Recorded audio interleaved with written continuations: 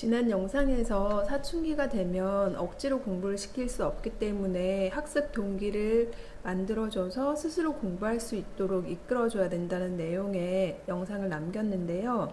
실은 저는 실제로 자기주도 학습이 되고 그리고 학습 동기가 분명하면 누구나 공부를 잘할 수 있다라고 생각했어요. 근데 제가 좀 순진한 성격이어가지고 제가 그렇게 믿었던 것 같아요. 근데 그런 제가 그 기본기가 부족하면 학습 동기가 아무리 있고 스스로 공부하려는 의지가 있어도 성적이 오르기가 쉽지가 않구나라는 걸 깨닫게 된 계기가 있었는데요.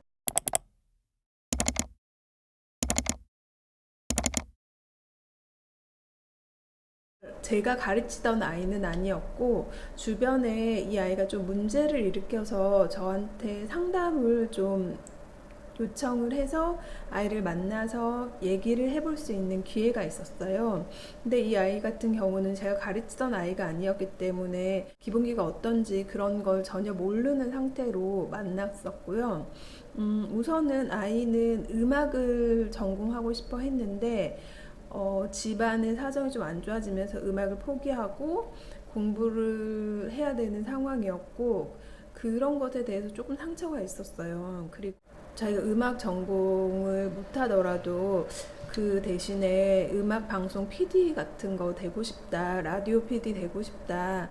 라디오 PD가 되면 되게 자기가 행복할 거라고 생각하고 스스로 잘하려는 의지도 되게 많았고, 그리고 제가 만났을 때는 약간 허황된 감은 있었지만 그래도 욕심도 많고 뭐 고등학교 올라가서 방송반을 하고 어떻게 하겠다라는 구체적인 계획 같은 것도 있어서 좀 도와주고 싶었어요. 그래서 그 아이와 공부를 어떻게 패턴을 가지고 해야 되는지, 예습복습을 어떻게 해야 되고 문제집은 어떻게 풀고 이런 기본적인 공부 습관에 관한 얘기를 해줬는데 제가 이 아이가 문제집을 푸는 걸 보고 좀 충격을 받았어요.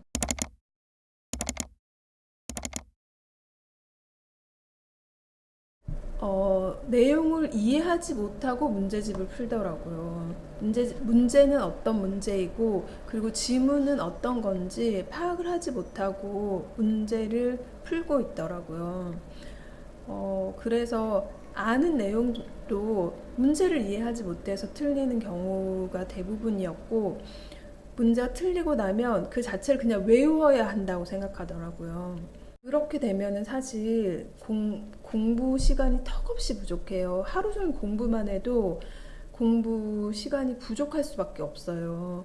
그러니까 자기가 공부한 만큼 성적이 오르지 않고 성적이 안 오르면 좌절하게 되고 공부를 하나 안 하나 성적이 비슷하니까 공부를 하고 싶은 마음이 없어지고 이런 상황에 빠져들게 되죠.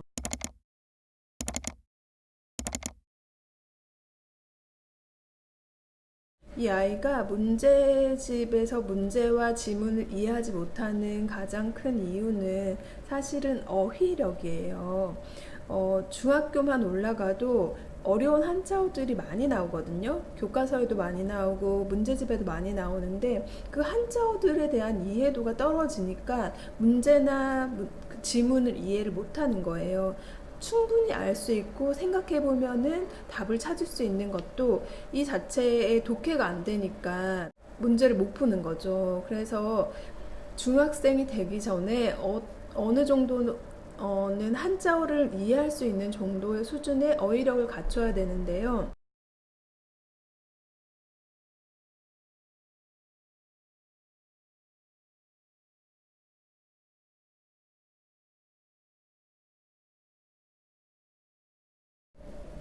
오늘은 학습 기본기에 대해서 조금 실감할 수 있도록 제가 경험했던 어떤 사례를 바탕으로 설명을 드렸는데요. 학습 기본기라고 할 수 있는 그 언어 체계에 대해서 조금 감이 오셨으면 좋겠어요.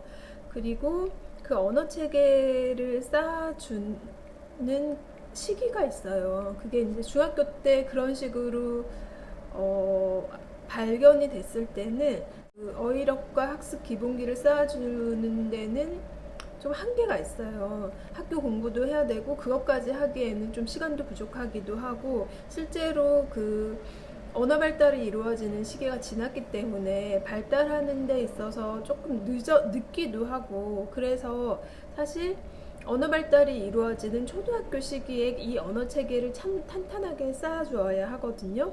근데 우리나라 많은 어머님들이 중요성을 잘 모르고 초등학교 시기를 보내게 되는 것 같아요. 그래서 다음 영상에서는 초등학교 시기에 아이들이 이 언어 체계를 쌓기 위해서 어떤 노력을 해야 되고 또 어떻게 해야 되는지를 조금 구체적으로 설명드릴까 해요.